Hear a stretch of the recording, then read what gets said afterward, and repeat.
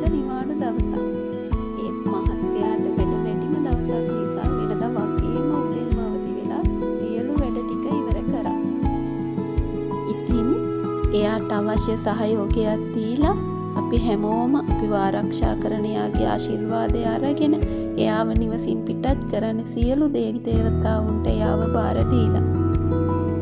හැමදාම වගේම මුළුතැන්ගේ වැඩ ටික ඉවර කරලා එළියට ඇවිත් වටපිටාව බලලා යන එක පුරුද්දක් නිසා මගේ අතින් හැඩුණ හැම පැලයක් දිහාම බලන එක හිතට සතුටක් ගෙන දුන්නා. ඔන්න ඔය අතරේ දකින්න ලැබුණ හරි ලස්සන දෙයක්. හැමදාම කුරුළු ලෑල්ලට බත් කන්න අයින ලේන්නු අතරේ මාළගිරවෙක් ඇවිල්ලා බත් කනවා. කවදාවත් කොයිතරම් පරක් වුණත් කුරුල්ලන්ගේ බත් කට වරද්දන්නේ නැති එයා ලොකු පිනක් රැස් කරගන්නවා වගේම ඒ පිනට මමත් හවුල්කාරීත් කරගන්න එක ගැන හිතට පුදුම සතුටක් තියෙනවා. දැන් ඉතින් තියෙන්නේ පොඩ්ඩ මුලක ඉඳන් හැඩි කරපු ආස් කරගෙන ගිහිල්ලා ගෙවල් මිදුල් පිරිසිදු කරන එක. එයා වැඩ ඇරිලා එනකොට අරන් ආපු මෙන්න මේ පෝච්චියට ලොකු පුතාට කියලා වතුර පුරවලා ලස්සන මල් ටිකක් කඩලා දාන එක පුරුද්දක් කරගත්තම එයාගේ ජීවිතේටත් ඒක හොඳ පුරුද්දක් බවට පත් වෙනවා. මම ගෙදර වැඩ ටික කරන අතරට බබාලත් මාත් එක්කම ගැවසෙන නිසා එයාලා වැරදි වැඩවලට යොමු වෙන තියෙන ඉඩ ගොඩාක් අඩු වෙනවා. ඒ වගේම මම නැතුව එයාලා වැඩ කරන්න අකමැත්තක් දක්වන නිසා ඒකට වැඩි බලපෑමක් කරන්න නැතුව නිදහසේ එයාලට ඉන්න දුන්නම එයාලත් මාත් එක්කම මගේ වැඩවලට උදව් කරගෙන ඉන්න එක පුරුද්දක් වෙලා. ලොකු පුතාටත් මට වගේම පුංචි මල්වත්තක් තියෙනවා. මං ඒක පස්සේ වෙලාවක ඔයාලට පෙන්නන්නම්. ගෙදර දොර පිළිවෙලට පිරිසිදුවට තියෙනකොට පුංචි දරුවන්ගේ හිත්වලට පවා සංසුන් බවක් ඇති වෙනවා. ඒ අයත් හරීම සතුටින් ගෙදර කාලය ගත කරන්නේ. ඉතින් ලහිලහියේ වැඩ ටික ඉවර කරලා තවත් වැඩක් කරන්න පුළුවන් වෙලාව ඉතිරි කරගන්න තමා හැම වෙලේම මම උත්සාහ කරන්නේ. ඔයාලට පේන තියෙන මෙන්න මේ කංකුම් හිටවපු භාජන ටික අපි අරගෙන ආවෙම බබාලගේ කෑමට හැමදාම කොළ එකතු කරන්න පුළුවන් වෙයි කියන බලාපොරොත්තුවෙන්. ඒක ඉතාමත් සාර්ථක වුණා. මේ මං කඩෙන් ගෙන ආපු කංකුම් මිටියක ඉතුරු නැටි ටිකෙන් තමයි මේ පැල ටික හදාගත්තේ. ඉතින් මේකට තෑග්ගක් විදියට තවත් පෝච්චි ගොඩාරියක් මට ඊයේ දවසේදී ලැබුණා. බලන්නකො මේ පෝච්චියේ තියෙන කොහොඹ ඇට ටික. මේ කොහොඹ ඇට බබාලා තමයි එකතු කරේ අම්මකට වගාවට ඕන කාබනික දියර හදාගන්න. ඉතින් මේ ටික මට හරිම වටිනවා. පැල වවන්න පටන් ගත්ත දවසේ ඉඳලා දවසට එක පැලයක් හරි හිටවන එක මගේ විනෝදාංශයක් වෙලා. ඒක හිතට හරීම සතුටක්. මට වගේම මගේ මහත්තයාත් හරිම කැමතියි ඒ දේට. ඔන්න මේ ගැන නම් මට කියන්නම වෙනවා ඔයාලට. මේ බලන්න මේ මල් ඇතුලේ තියෙන දේවල්. මේ දේවල් සේරම ඊයේ දවසේදී බබාලගේ සීයා තමයි කුඹුරෙන් අරන් ආවේ. ඉතින් අපිත් තව ටිකකින් කුඹුරට යනවා. ඔයාලට බලන්න පුළුවන් අපේ කුඹුරේ කොයිතරම් දේවල් තියෙනවද කියලා. සීයා තමයි ඉතින් මේ දේවල් හැම දෙයක්ම ආරක්ෂා කරලා අපිට ඉතිරි කරලා දෙන්නේ.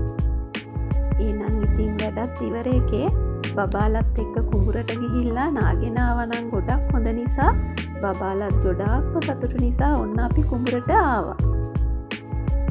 බලන්නකෝ අපේ කුඹුර මොන වගේද කියලා. මේක හරිම වාසනාවන්ත භූමියක්. මහත්තයා දුක් මහන්සි වෙලා මහත්තයාගේ ආසාව නිසාම ගත්ත කුඹුරක් මේක. ඉතින් මේක කුඹුරක් කිව්වට දැන් නම් කුඹුරක් නෙමෙයි. කෙසෙල් දාපු කෙසෙල් ඉඩමක්. මේ ඉඩමේ අපි දෙන්න එකතු වෙලා අපට ඕන කරන ගොඩාක් දේවල් හදාගත්තා. හැමදාම හැම වෙලේම එන්න බැරි වුණත් සතියකට දවසක් හරි ඇවිල්ලා මේ වත්තේ තියෙන දේවල් වලින් ගෙදරට අවශ්‍ය ගොඩාක් දේවල් එකතු කරගෙන යන්න අපට පුළුවන් වුණා. ස්වභාවික පරිසරයෙන් වසක් විසක් නැතුව අපේ ආහාරයට එකතු කරගන්න පුළුවන් මේ දේවල් අපට ලැබෙන එකම අපි කරපු ලොකු පිනක්. ඔබට පේන මේ ඇඹරල්ල ගස්වල ගෙඩි වරදින්නේ නැති තරම් හැමදාමත් අපිට කන්න මේ ගස් ගෙඩි අපට ලබා දෙනවා. ඉතින් මේ ටික කඩන් ගිහිල්ලා හොඳ චට්නියක් දැම්මහම බබාලා හරිම ආසාවෙන් කනවා.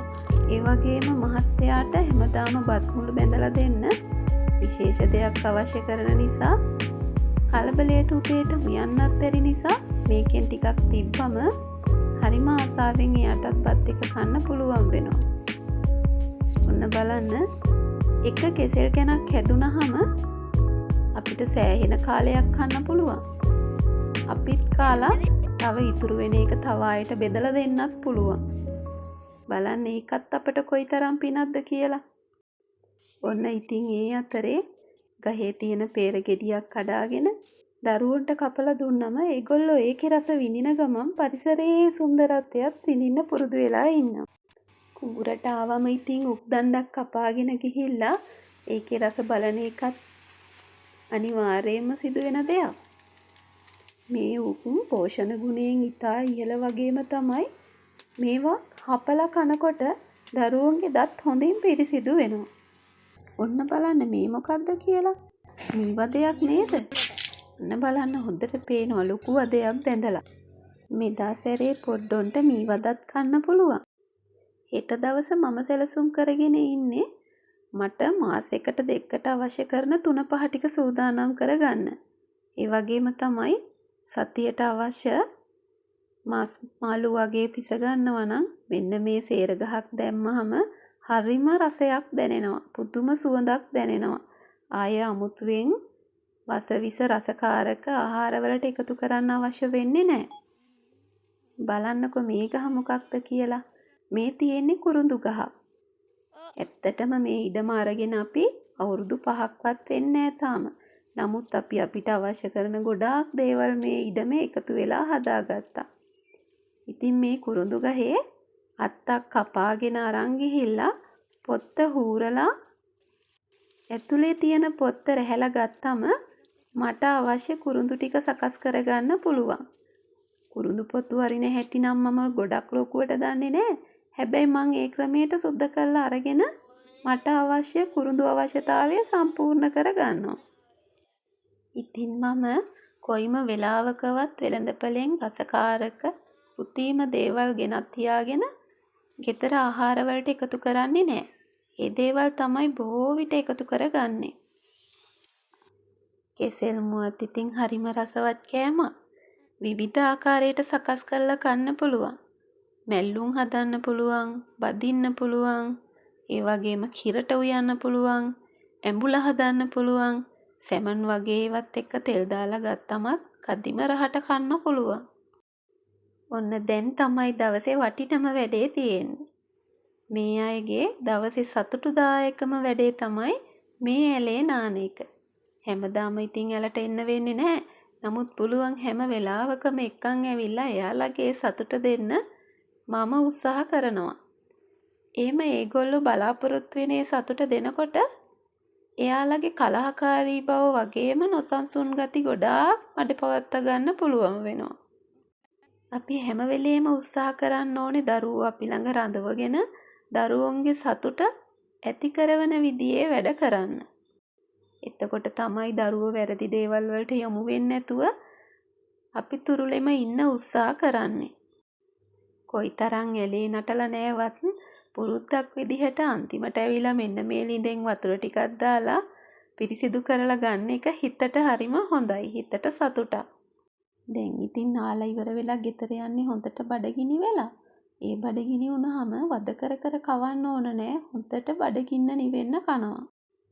අද නම් මම ගෙදර ගිහිල්ලා අපේ අම්මයි තාත්තයි බලලා යන්න තමයි සූදානමින් ඉන්නේ. දවස් කිහිපයකින්ම මේ දෙන්න බලන්න යන්න බැරි වුණා. එහෙම වෙලාවට අම්මා කිසිම අමනාපයක් ඇති කරගන්නේ නෑ. මම කෝල් එකක් නොගත්තත් අම්මා මට කෝල් එකක් අරගන්නවා. ඒක නිසා අපි අතර ඇතිවන ගැටුම් ගොඩාක් අඩු වෙනවා. අපි හැම කෙනාම එකිනෙකාව තේරුම් අරගෙන ජීවත් වෙන එක හරිම පහසුයි. සතුටින් හැමෝටම ජීවත් වෙන්න පුළුවන් ඒ නිසා.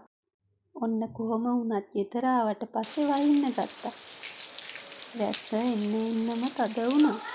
ඒක නිසා අම්මලා බලන්න යන්න තියෙන බලාපොරොත්තුව අතහැරගත්තා. වැස්ස කියන්නේ ඉතින් කොඩි අයට රජ මගුල් තමයි. ගේ ඇතුළට වෙලා හැමෝමත් එක්ක එකතු වෙලා සෙල්ලම් කරලා කෑ ගහලා ඉන්න එක ඒ වෙලාවට හොඳ පුරුද්දක් වෙලා තියෙනවා. තේරුණාම එකම වයසේ ඉන්න නිසා ළඟ යාළුවෝ කිසිම කෙනෙක් ඒගොල්ලන්ට ලොකුවට අවශ්‍ය වෙන්නේ නැහැ සෙල්ලම් කරන්න. දෙන්නෙක් එක්කම එකතු වෙලා හොඳට සෙල්ලම් කරනවා. බලන්න වැස්ස වෙලාවට පරිසරයේ තියෙන ලස්සන. හිටවලා වැඩි කාලයක් නැති මගේ මල් පැල වැස්සත් එක්ක ඉතාමත් හොඳින් හැදීගෙන එනවා. දවස කොයිතරම් කාර්යබහුල වුණත් දරුවොත් එක්ක කාලය ගත කරන්න අනිවාර්යයෙන්ම කාලයක් වෙන් කරව ගන්න එක අපේ පුරුද්දක් කරගන්න ඕනේ. එහෙම නැති වුණොත් අපි නොදැනීම දරුවෝ අධ්‍යාපනයෙන් පල්ලෙහාට වැටෙනවා. අතීතයේ නම් ඕන වෙලාවට දරුවෝ ඉගෙන ගනී කියලා දෙමව්පියෝ ජීවත් වුණා. හැබැයි වර්තමානයේ එහෙම යුගයක් නෙමෙයි. හැම දෙමව්පියෙක්ම දරුවන්ට උගන්වන්න ලොකු වෙහෙසක් ගන්නවා. ඒ අතර අපි අපේ දරුවන්ව අතෑරියොත් එහෙම අපිත් නොදැනීම දරුවෝ පසුබට වෙන එක අපට වළක්ව ගන්න බැරුව යනවා.